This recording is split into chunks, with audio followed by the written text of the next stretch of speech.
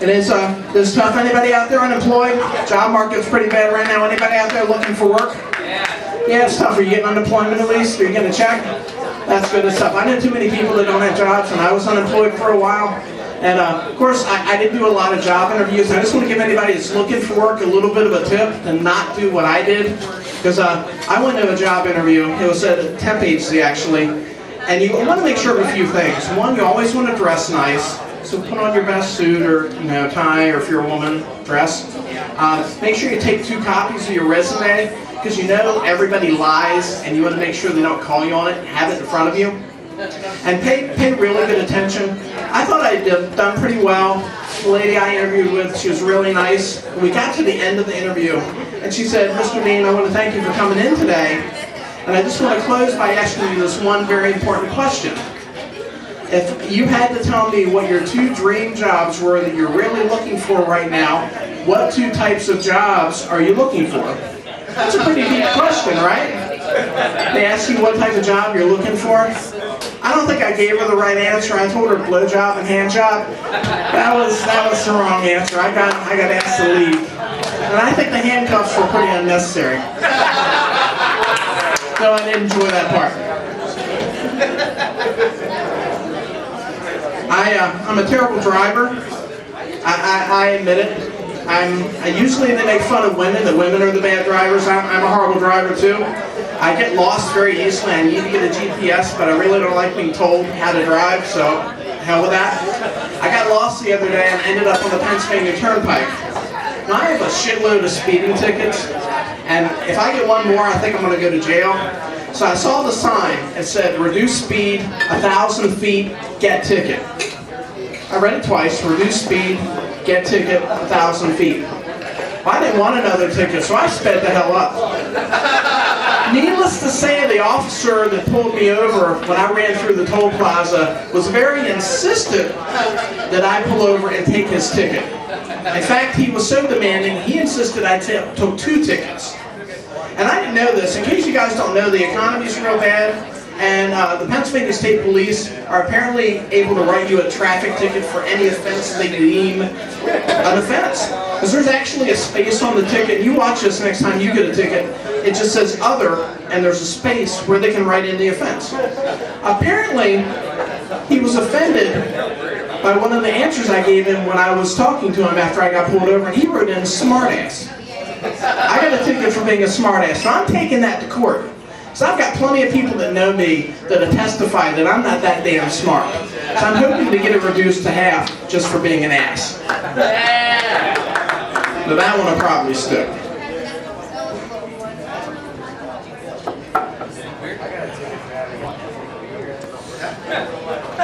I have 2 daughters, so I have 3 kids. My youngest 2 are daughters. I think it's every man's punishment to have girls, because guys don't really treat good girls well, and you really should. So if you got a girl, treat her nice, because someday you're going to have a daughter, and you're going to fear that all the bad things you did to women happen to your daughter. And God knows if anybody knows about treating a woman bad, it's me. And the thing is, I love women, I really do. I think women, y'all are beautiful.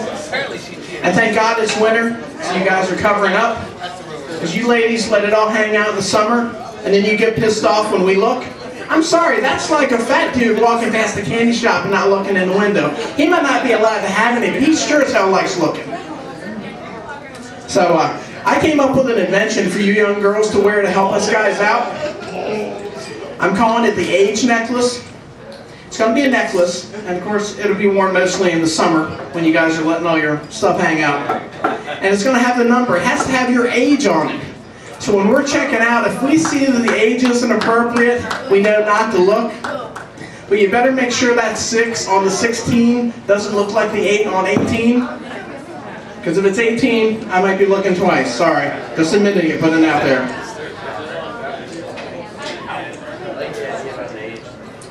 Love the internet. I spend too much of my spare time online. It is an addiction, I think, because I work all day at a call center, then I go home and sit in front of my computer for about 2 or 3 hours on Facebook and MySpace.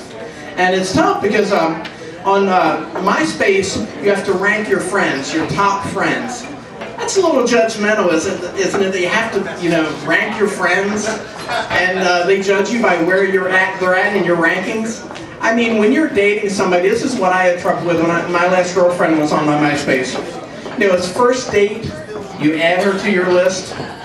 Second date, maybe you put her in the top 10.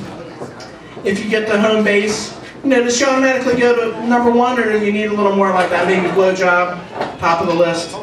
Needless to say, my ex-girlfriend didn't make it to the top of my list.